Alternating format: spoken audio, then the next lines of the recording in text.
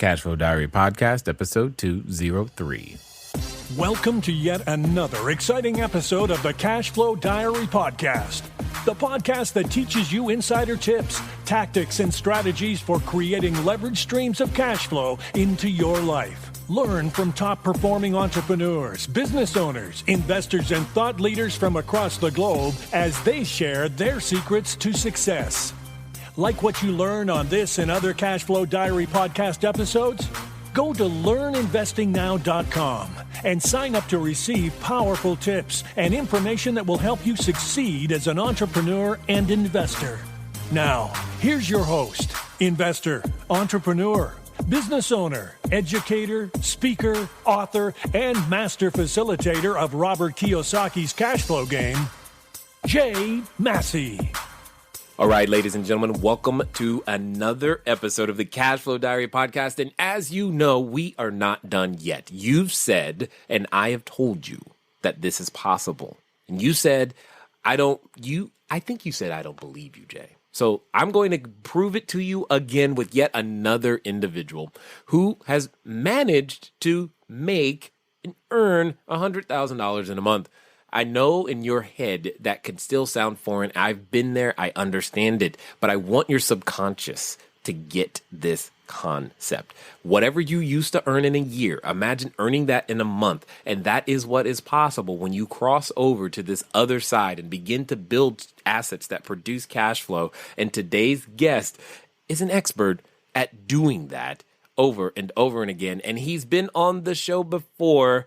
So help me welcome back Ryan Moran. Ryan, how you doing? Doing good, Jay. Thanks for having me back. You know, it's been a while. It was like episode 56. So for those of you who didn't join us there, you can go hear episode 56. That's 150 plus episodes ago, man.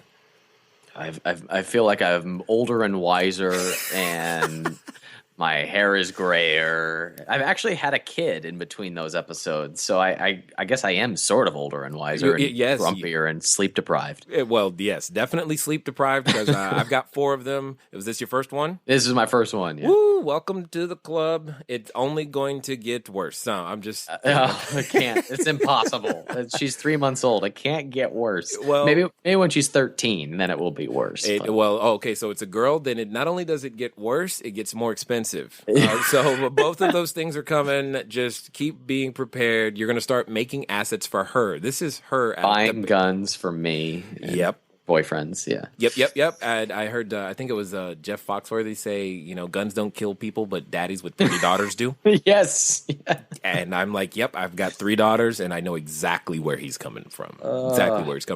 So for those who weren't here on the prior episode, share with us, if you will, a little bit, catch them up. What have you been up to? What do you do? What's your thing that you go out there to offer the world that creates so much value? Okay, well, I'm an entrepreneur, and what that basically means is I build assets that generate cash flow, and I attempt to automate them so that it requires as little input from me as possible. Mm-hmm. So I build assets that are usually businesses, and I take the profits from those businesses and I invest them into other assets that you might be familiar with, like real estate or apartments, or I own a restaurant, or dividend paying stock and other places. So I make my money in businesses, and we can go into kind of how those businesses are made and structured. And then I funnel that cash into other places. They're going to, make my dollars bring back some more friends. Absolutely. And we do want to get into that. But the thing that I want to make sure that we hit first and foremost is, can you remember that first time that you did that month where you had 6 figures in a month, and what that felt like, and how did you get there? I'm going to be honest with you. For me, it was like hitting a glass ceiling that was not really there, if that makes sense. It was reaching a level, it was proving it to myself kind of thing. Right. And once that happens, it's really demystified. I have a buddy who has a lot of best-selling books, and we were on the phone the other day, and he said, when I tell people how I get best-selling books and they realize how it's just kind of demystified, all of a sudden it doesn't have that luster to it anymore. And I kind of feel the same way about hitting 100K in a month. And Right. it's like once you hit that ceiling, you realize, what was this BS story I had made up in my mind about it being hard or impossible up until this point? I guess I don't feel any different. It felt good, of You course. you didn't grow taller or anything? No, I didn't. My lifestyle got more expensive maybe because baby arrived, but I Yes. found out I was going to be a daddy. But there was never like I feel pretty much the same. Like, the thing I'm confident in, I'm still confident in. The things I'm insecure about, I'm still insecure about. That you don't reach this level in which it's all magical and the clouds part and horses in the sky tell you you've done 100K a month. It's just a thing. It's just a number that doesn't mean anything. But there's so much energy that is put around that there was a sense of like, oh, this isn't so hard. It was it was just demystified for me, and I don't know how to. I wish that there was like a pill I could give somebody that would make them realize, like you attempt to do, which is demystify this idea and show people that it is possible. But I don't know that taking that pill would even create the results that we want, except that I can just tell you that it is not any different than making $10,000 a month. It's just a process of thinking beyond what you knew what was possible and working towards that. And when it happens, it's really not that big of a surprise or a big deal. No, in fact, it's almost planned to the degree. It's like, this is the month we're going to do this, that, and the other, and to realize that you have that kind of control. Actually, I'm sorry to interrupt, but can I tell you on that point? Yeah. This month, while we're recording this, I flirted with 1 million this month. And I flirted with, I didn't get it, but I came pretty damn close. And a year ago, 100K was like, hey, I had a good month. Like, it was sort of new to me. Right. And it feels exactly the same. It's not, it's just not a big deal. It feels the same as when I had my first 10K. So Right. I don't mean to like take all the excitement out of it. I really more to just say it's like anybody can theoretically do it.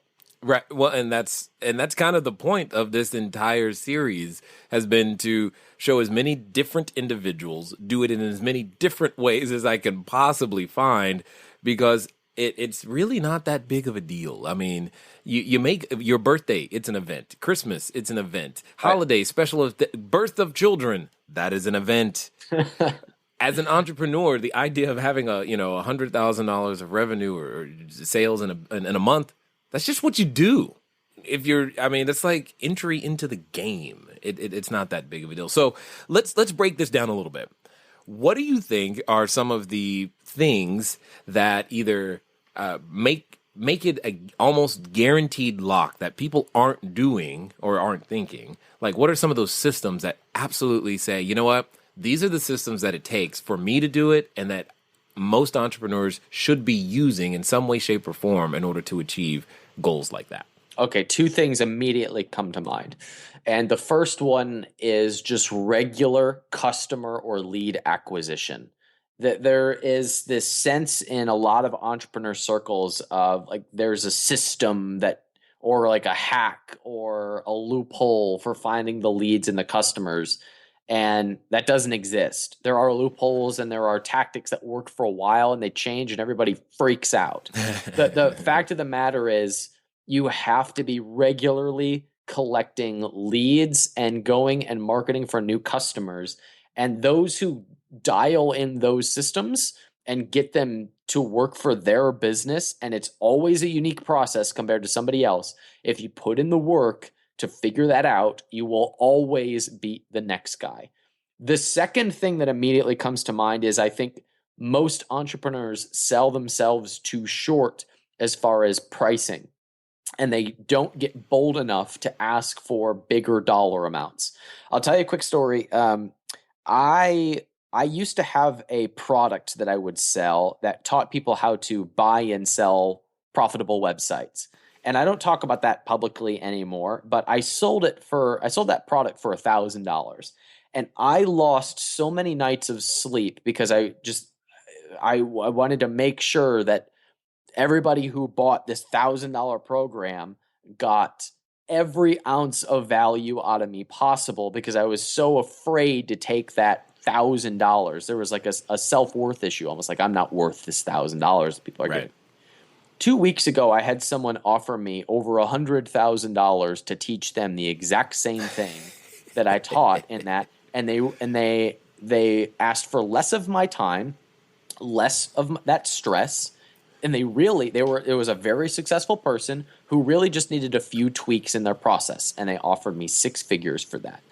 And what that taught me was that sometimes going after big dollars, or even just the product or service you're selling right now, isn't a matter of what the product is or anything wrong with you, but who you're targeting makes all of the difference. So if you could charge 10 times the amount of money that you're charging for your product or service just by tweaking the person you were targeting, everybody would do it. And that is the case with a lot of products and services. And I've found that when I change and get really, really specific and say no to everybody else, I'm able to charge way more money. And they have friends that they tell about me, send to me, and then I only get to focus on the people that I really can create the most amount of value in, and they pay the most money to be there. So I think entrepreneurs that are really successful get good at systems of acquiring customers and leads, and they are willing to target the people that will pay the most money. And as a result, they have less stress and they spend less time in their businesses. Agreed, 100%. I mean, you guys, if you heard me say 5 a day keeps poverty away, right? Then that's basically how it started for me. And I know many of you, you're out there, you don't have the automation yet that we're going to talk about here in just a second, because automation will make the biggest difference, especially in the customer lead and acquisition process, because that it has for us.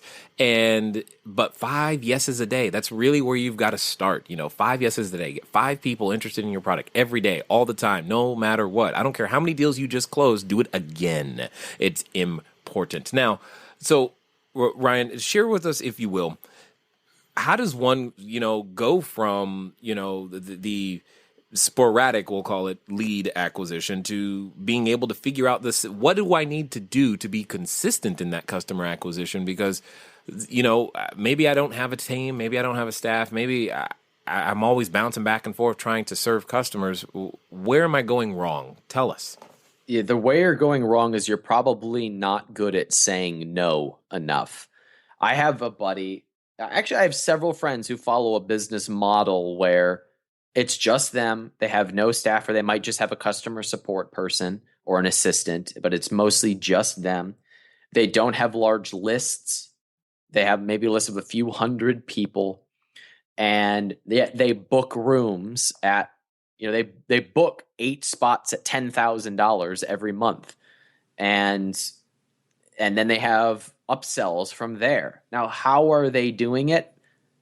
When I've asked them, they've all said, I'm really good at turning away the people that don't belong there. And I try to get as many people as possible to filter out of my marketing processes before they ever take up any of my time. So I've got one buddy who opens up, like he does podcasts for lead acquisition, and he also does Facebook advertising for lead acquisition.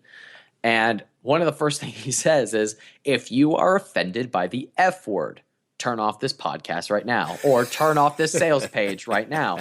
If you are not an entrepreneur, exit this page right now. If you are not married or in a serious relationship, turn this off right now. And it's not necessarily like, that's not who I want to talk to. It's just, this is my market and who I serve and who gets the most amount of value from what it is that I have. And there are enough people out there for me to have a multi-million-dollar business doing just this. Everybody else can listen for entertainment purposes only, but don't waste my time. And most entrepreneurs get caught in this idea of, I got an email from somebody who wants to talk about something. And that's a distraction. When you can operate from a position of, this is where I provide value, this is how I do it, this is who I attract and who gets the most value, and you operate from that, it starts small, But when you get clear about that, you start calling that into being because your language changes to attract that person. The people that you attract start telling everybody else. I'm on a rant, so I'll just keep going here, Jay. But Please, this is good. The first event I ever did, the first high-level event I ever did, guess how many people showed up? 12. One person. Okay. One person showed up. And you know what I did? I called in my buddies and I was like, look, I had a promotion. Nobody came but one person. I'm just going to pour into his life for 3 days.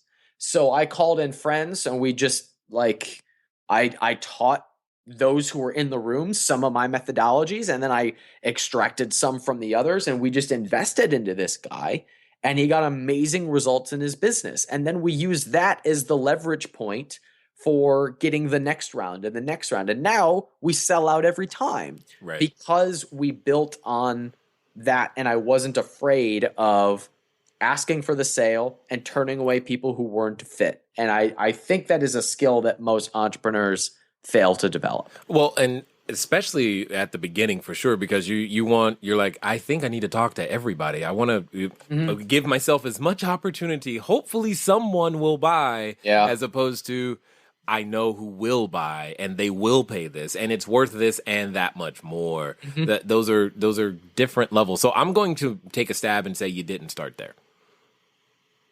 Say I don't follow. That you didn't start with that thought process of dealing with just the most specific individuals. It's just that's been something you've developed over the term of your career.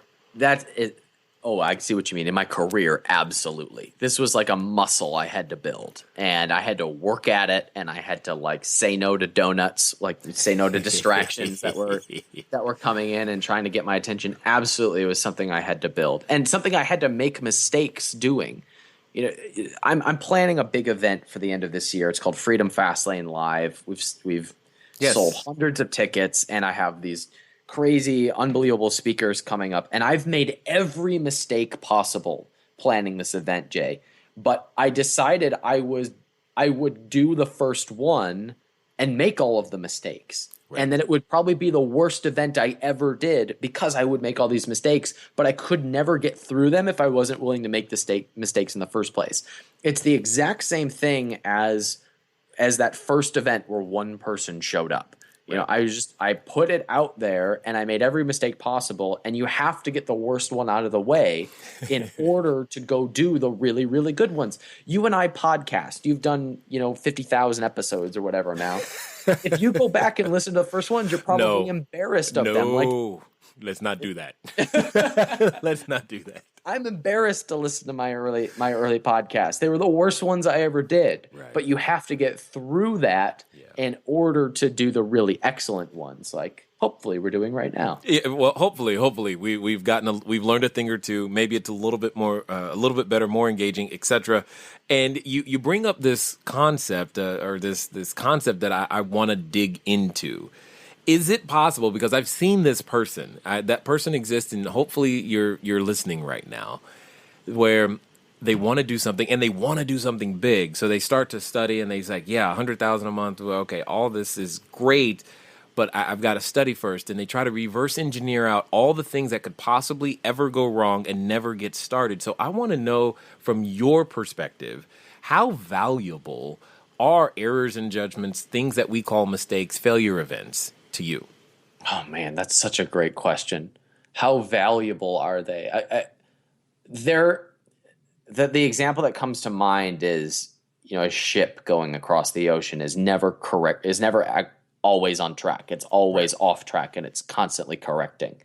And that's how I feel like my successes or my businesses. I never feel completely on track. And when I make a mistake, that's how I know to course correct. So I'd say that I'll just say making mistakes is worth $5 million because I would never have a $5 million a year businesses if I didn't hit these walls and then course correct. What would happen, Jay, is I would get used to $5,000 or $10,000 a month, and then I would just coast. But by hitting walls and making mistakes, it throws me back into growth. And I'd actually say that it's not in spite of mistakes that I run several multi-million-dollar businesses. It's because of the mistakes that I have grown those businesses. Well, and I think there's one more piece to this whole thing is because I'm sure for some people, they're not a stranger to having made a mistake. They're a stranger to how to respond once they've recognized it. And I think that's also a skill set that must be developed as well, because there are times where, mistakes, they're not always fun, and they don't feel great, and they can be embarrassing. And then you still gotta clean up the mess. But you have continually decided, instead of running in a completely different direction, you're like, let's use this mistake. Where do you think that comes from? I don't know where it comes from, except a very clear dedication to what I want on the other side of that. I mean, most of the time when we make a mistake, that mistake doesn't really impact the goal that we've set. It's just a setback on some detail for that. For example, I'll tell you one of the big mistakes I made in planning this big event is the venue is just completely not ideal. And we're moving forward anyway, and it was a mistake in planning on my part. But that doesn't prevent me from having an amazing event. That just prevents like a certain experience, and now I've got to change the experience so it's even more amazing. Or if a sales process doesn't go well, that doesn't prevent you from having a great product. The product could be completely amazing. Mm-hmm. You just need to change the thing that's a mistake right now. So it's pretty rare that the actual mistake prevents you from getting the goal. It just means that a process needs to be changed. There's a difference between failure and feedback. Feedback can be tweaked. Failure is you give up because you got bad data. And they're completely different. And if you see that something didn't, quote, work, it really just means it gave you bad feedback, and you can change the process and get different feedback. Indeed. I've been to a number of different, I think I've been to the JW in Austin. It's a pretty nice hotel. Yeah, there's some stories there, Jay. We can wrap about a beer sometime. That's cool. I would love to know, because now, see, this is me trying to I'm trying to prevent myself from doing the same thing, because I would have gone the exact same route. And now I'm like, let me learn from Ryan real fast. Yeah, I'll share some notes with you later. So and here's the thing, guys. Our errors in judgment, these mistakes, these feedbacks, these are the things that become valuable, as you just heard, to other people. I mean, even if you go out there, you try to do something and you never get to the goal, your worst case scenario is you can write that ebook that says, don't do this before trying to do this. And that'll be valuable to somebody in some way, shape, or form. So, Ryan, this ability, we'll call it a skill set, not only to go after and obtain this feedback, but to respond to it properly. I would call that a very important skill set. What other skill sets do you think an entrepreneur must possess in order to make it to the point to where their business can grow to, $100,000 a month or more? The name of the game has been for quite some time gaining new skill sets.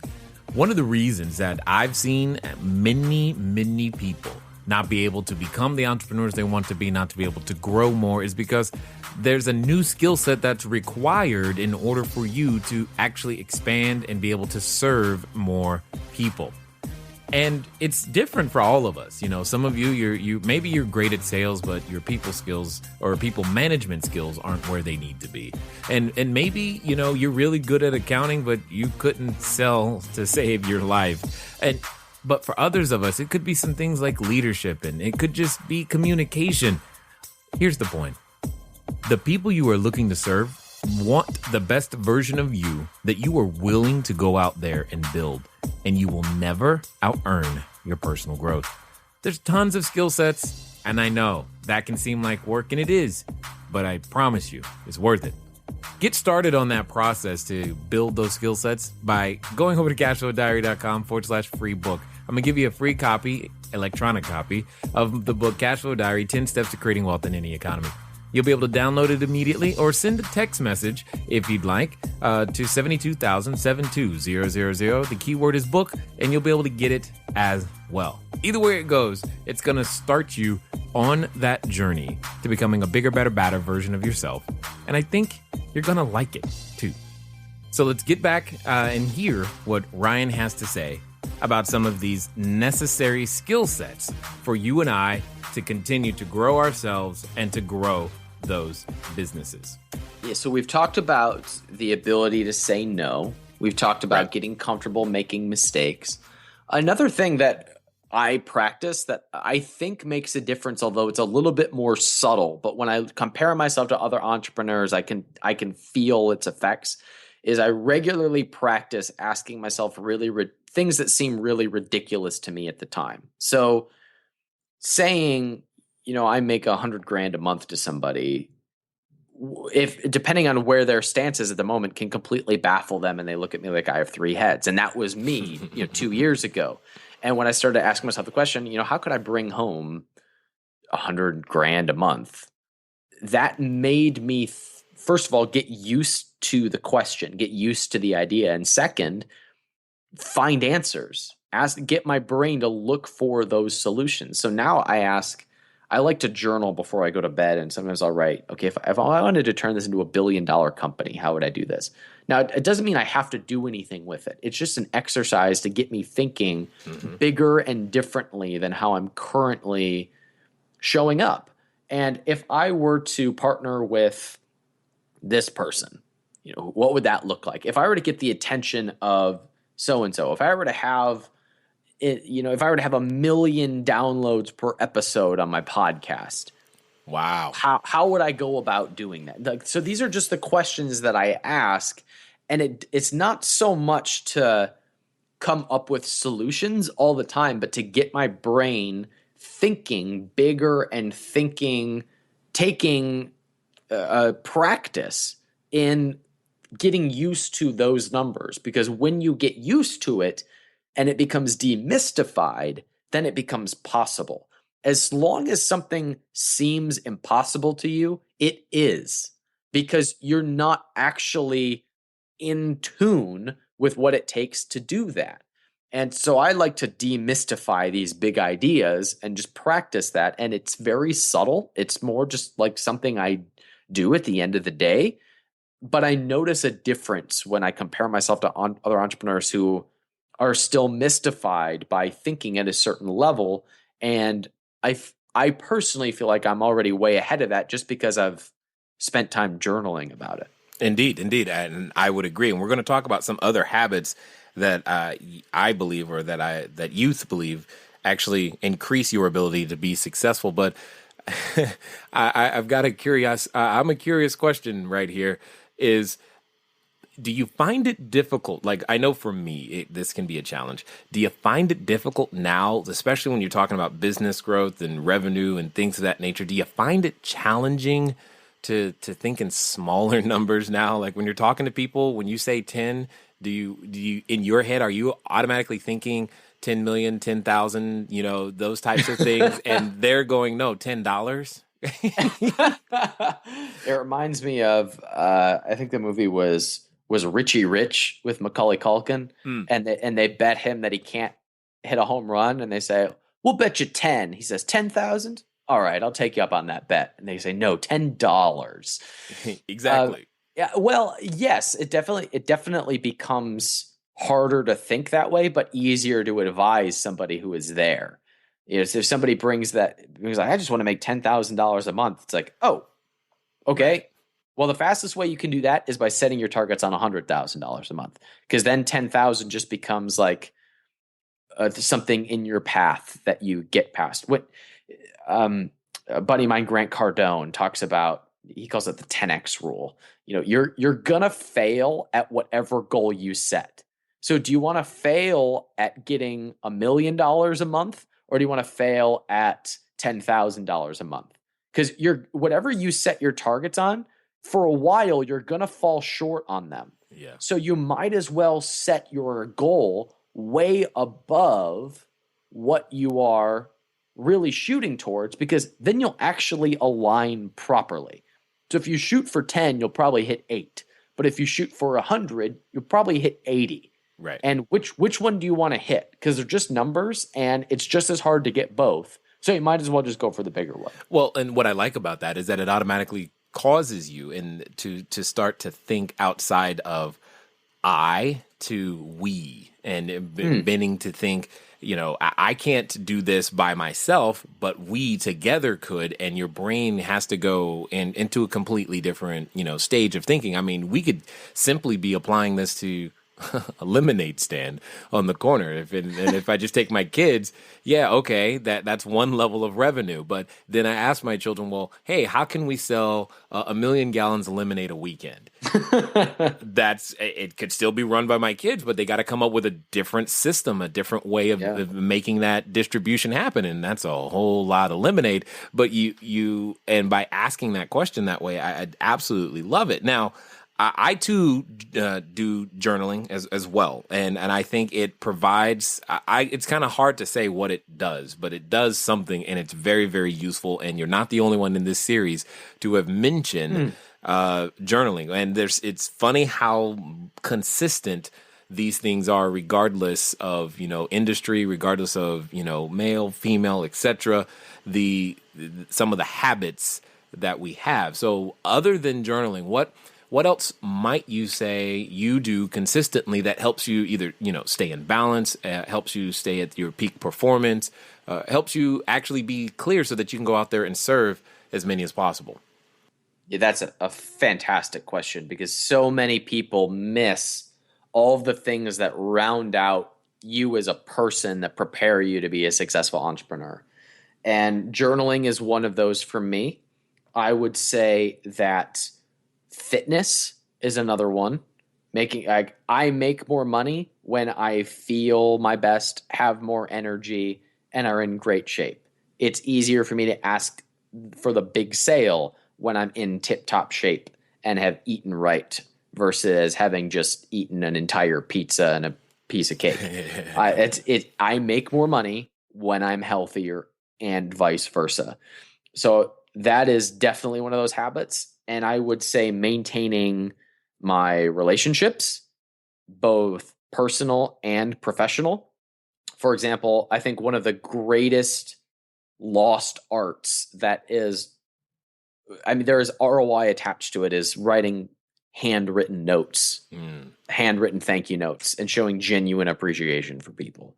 When somebody inspires you in some way, if someone influences you in some way, in our world, a handwritten note goes a long way.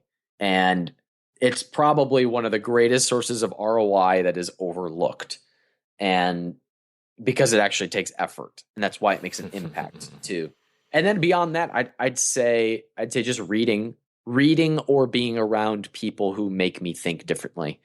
I can read a book written by Mark Cuban, or I can go hang out with the CEO who makes $100 million a year. Same thing in my mind. Getting around people who, by being around them, it shifts the way that you have to think.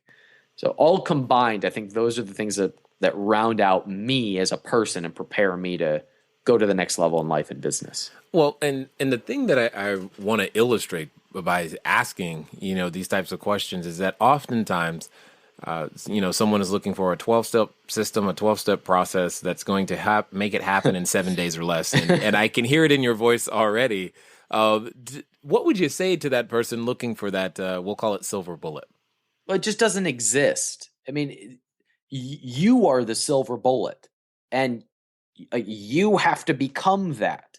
There is no outside thing that by plugging into it, you get a certain result. Like this one personal friend of mine was at my house once, and he's like, "Can you show me just exactly what you did so that I can produce exactly the same result?" I was like, "Okay, great. Hire my entire team. Right. and go back 8 years, and it just doesn't exist, right? And you have to become that silver bullet rather than expecting it to be some magical thing that exists outside of you. We're dashing a lot of hopes and dreams right now. Well, good, because I wanted it too when I started. So I get the desire for it. It's just not a real thing. It's just like I believed when I started as an entrepreneur that there would be this day where I would arrive at which I had no more problems and there was no more worry about money and everything was fun and easy and I could retire to the beach. That too does not exist.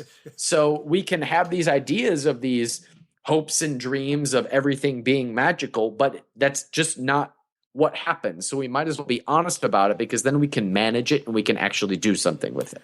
I can hear the sounds of balloons and dreams bursting right now. Well, good. Because it's funny how common, there are so many common things that we all think. It's like, if I just get here, everything will be perfect. Yeah. And here is kind of esoteric, undefined, and doesn't exactly ever come into being.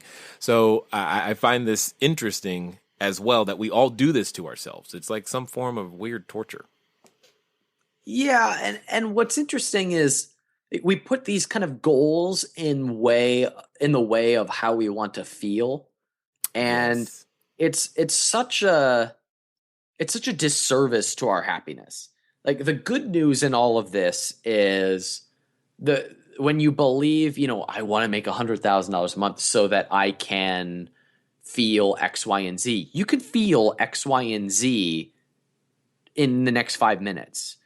That's a thought. You can make that happen immediately. So the goal just becomes a goal. It has no more meaning or attachment to it. So when you can disassociate the emotion from the goal, then it doesn't become a big deal anymore. I want to make $100,000 a month so that I can feel X, Y, and Z. Well, I already feel X, Y, and Z. So now this thing is just a goal. Right. And now I don't have this heaviness and tenseness around it. When I hit that point, when I was able to disassociate this, somebody pointed this out to me. I didn't think it was a big deal, but they pointed out how big of a shift it was. I told them, I'm not attached to the result anymore, so I'm really swinging for the fences now. And they were like, "Man, I wish I had that same confidence." I was like, "Confidence? It's all kind of might be recklessness. I don't even know. I'm taking these big risks in my business now, and all this cool stuff is showing up as a result because now I'm just focused on doing really excellent things, and I don't really care what happens because I know that they're excellent." And coming from that stance, man, higher level clients and customers and people just show up differently when you're just after something excellent and you're not really attached to the result. And the goal that you have is just a goal because there's no heaviness around it anymore. That sounds all esoteric and like woo-woo, but when you can operate from that stance of like, I don't need this result, this is my goal, and I'm creating this awesome, excellent thing, this for my clients and customers and everyone around me, and I believe this is going to give me to that goal, but my focus is on making this really excellent, and you don't have this neediness, hitting that goal becomes a lot easier. Indeed. And speaking of, serving individuals and having excellent things happen to you and influential relationships, I'm curious to know how the new little one has influenced your thought processes these last few months in terms of what it is that you now wish to accomplish and who you wish to serve. What's strange is that she's not influencing me. She's 3 months old and she hasn't influenced me so much in the last 3 months. But when I found out that I was going to be a dad, I fundamentally changed. I don't know what it was. I know John Lee Dumas calls it the baby effect. You just suddenly grow up when you find out that you're going to be a dad and you start. But I think what happened for me was because I tripled my income when I found out I was going to be a dad. Yeah.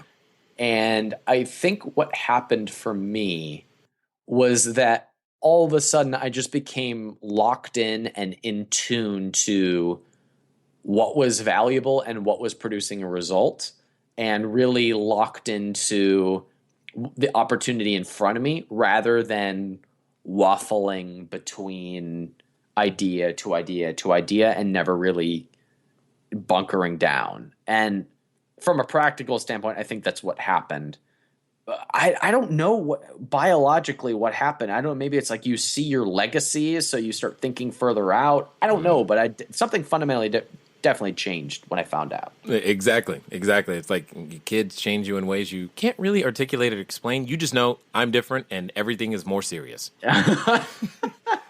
I'm sure that you can tell me the types of changes I'll experience in the next 5 years or so. I absolutely can. My oldest is 18 and started college last year. And boy, is she having fun, that's air quotes, with everything that goes with that. So yeah, if you can think about that, that's in your future. So you're just like, oh no, I'll just take what I've got right now. Yeah. So were you able to get the car seat in the car? How did that go? Well, I was told I did it wrong. Yeah, that sounds right. I got it in there, but I was told that it was wrong, and I was like, "Well, it's kind of like when I was growing up. I was told that I put the toilet paper on upside down. I was like, it's still there. I mean, isn't that what's most important? If the car seat's there, it's supposed to be different. I don't know. Yeah, I know. I wish there was like classes or something. It's just like it's supposed to be a simple car seat, but yet it's the most complicated device on the planet to put in your car that first time, and it's always it becomes this source of like argument or something. You're like, I know I did it right. No, you didn't. Anyway, I was just wondering how you fared on that test. I failed. Yeah, that sounds about right then. Cool, you're on track. So this is good. Yeah, this is good. So when it comes to looking at the marketplace today, when you see what, the opportunities, the technologies, the things that exist today, for someone listening right now, starting from absolute ground zero, what would be their path to getting to $100,000 a month? Oh, man. I think it starts with being really clear on what your product or your service is, and second, who the target market that is willing to pay the most money for that product or service is. And there are a lot of systems that you can develop in between those two things. For example, I have businesses that are, largely based on Amazon.com. That's a system, that's a channel, but that doesn't define what my product or service is and who it is that we're targeting. Mm-hmm. I have entrepreneurs that pay me a lot of money for coaching, and I target them through my podcast, and I target them through Facebook and email marketing. Those are channels. Those are systems, but they don't affect who I am targeting and what it is that I'm doing to provide value. And I think most people are looking for the hack through the channel or the system rather than developing the answer to the question of who am I serving and how am I serving them. So step one, define what it is that your product or service is. Step two, define who would benefit the most and therefore pay the most. And then step three, what channel can I leverage in order to get me the leads and customers that I can use to do this effectively?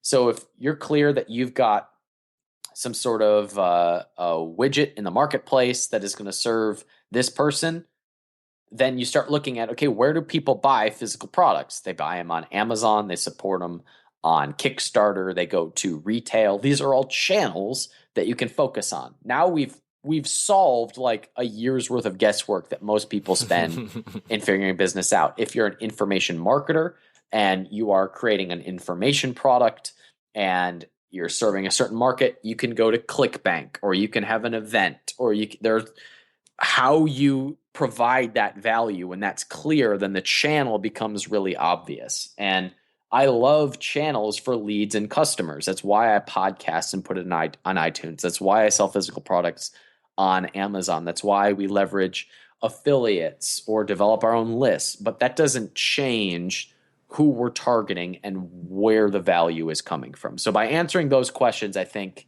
you get a lot more momentum than people who are just trying to figure out whatever makes money. Yes, and that is indeed clearly important, because it's not just about, I'm assuming it ceased being about money for you a long time ago. I mean, money is, to me, it's data that shows me if I'm in the right direction. Like if I were to stop making decisions based on money, I don't think that I would provide as much value. When somebody comes up to me and says, like, I want to give you my last $100 to give me XYZ result, the likelihood is that I probably can't serve that person very well. What I do is probably not a fit for that person. Whereas somebody says, here's $100,000 for X, Y, and Z, and I don't need that much time. Yes, that makes me excited from like my ego is all excited. I'm going to have $100,000 show up. But the fact of the matter is I can provide more value for that person because the 2 tweaks that I'm going to make to their business will allow them to hire more people, inspire more clients and customers. And as a result, the ripple effect of what you do is much bigger. And money is a reflection of that. It's a reflection of that ripple effect. And it's not just about the money in my pocket or in my bank account, but it is a clear indicator of where I'm providing the most value. So it's a reflection of that. So it is about the money, but it's not necessarily about me getting the same rush from the money that I used to. Understood. Completely understood. Now, before we get to our final question here, I'm guessing that there's a number of individuals who either A, are going to track down episode 56 and want to hear more from you, but in case they don't do that, why don't you share with us how they can, stalk you online, figure out what you're doing, and possibly even show up at this event in Austin later this year? Yeah, cool. So the event is Freedom Fastlane Live, freedomfastlanelive.com, where we have Robert Herjavec from Shark Tank, Gary Vaynerchuk, the billionaire founder of Priceline.com, multi-million-dollar investor Grant Cardone. We have everybody, Pat Flynn, pretty much everybody who's speaking is a keynote speaker, and that's in Austin, Texas. It's way underpriced, and you can take advantage of the fact that it's my first event and priced it way under. There's a mistake. That was good data, Jay. Yeah. But you can find me on my podcast. It's on iTunes. It's called Freedom Fastlane.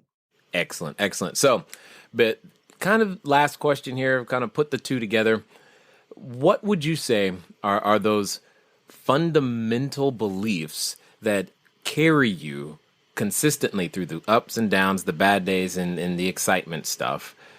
As well as, what would you say to that person who's having trouble right now thinking, man, I would love to have a business, or I would love for my business to double, or I would love to finally go into this new line of business, but they're just having that trouble making those things happen? I'm going to answer your second question first. Okay. And that question, the question of, you've got an idea or you've had lots of ideas, but you've had trouble making it happen. It's really quick and easy to test an offer. And I get a lot of pushback when I say that, but it doesn't take long to call up your target market or to put up a squeeze page and actually talk to those leads and say, if this existed, would it be worthwhile for you? If this was a thing, would you pay money for it? It's not hard to do that. It takes a day to test a business idea. And when you do that, you have your first line of customers sitting in front of you. So get comfortable with the idea of just testing new stuff or those ideas that you got kicking around. Because when you test them, that's feedback and data that you can use to move into the business that you're thinking about starting. As far as the beliefs that I carry that make it possible to move forward, I think the biggest one is that there's this is going to sound so weird, and I even hesitate to say this, but like, there is no thing. Like, there is no. We put a lot of constructs in our brain around ideas, but they're we just make them up. So $1 million a month doesn't mean anything. It's just a goal. Or success isn't even a real thing. It's not a thing. It's just an idea that we make up. It's really just a comparison between what we don't want and something that we do want. So the fact that there is no like outside thing beyond what we make up makes it easy for me to say, yeah, I'd like that. And then you just make a decision of if you want to commit to that thing and do what's necessary to get that thing or not. And it doesn't matter either way, whether you make 100 grand a month or you make $1,000 a month. There's no like meaning in the universe that says one is better than the other. It's just which one do you want? So when you remove all of the emotion or the fluff from it, you just pick out what you want and then you go after those things and you do what's necessary to get those things. And if you don't want them, it's totally fine. It doesn't mean anything. It's just that's what you are creating in your life and that's what shows up as a result. And that, forgive me for being all woo-woo in the sky about it, but that belief has served me. Yeah, understood. Well, I would sum that up by saying we just make success too darn difficult. Amen to that. So I want to say that I know that you and we could probably keep talking about this for a very long time, but I'm sure that they're ready to go take some action and make things happen. I just want to thank you again for taking the time to invest your information, your expertise, your knowledge, and your energy here with us at the Cashflow Diary. Hey, thanks so much for having me back. All right, ladies and gentlemen, you know what time it is. It's time for you to move at the speed of instruction. You've been given great resources. You know that the Freedom Fast, you know you want freedom and you know you want it fast. So go get it. At Freedom Fast Lane, go listen to the podcast, go find the website. And you know, sometimes some of you should go ahead and take that next step. Be at that event, make it happen, because you never know who you're going to meet, and most importantly, how it's going to inspire you to change your life and give yourself the permission to step into the greatness that you were born to be. It's been fun talking to you guys today. I look forward to talking to you soon. Until next time.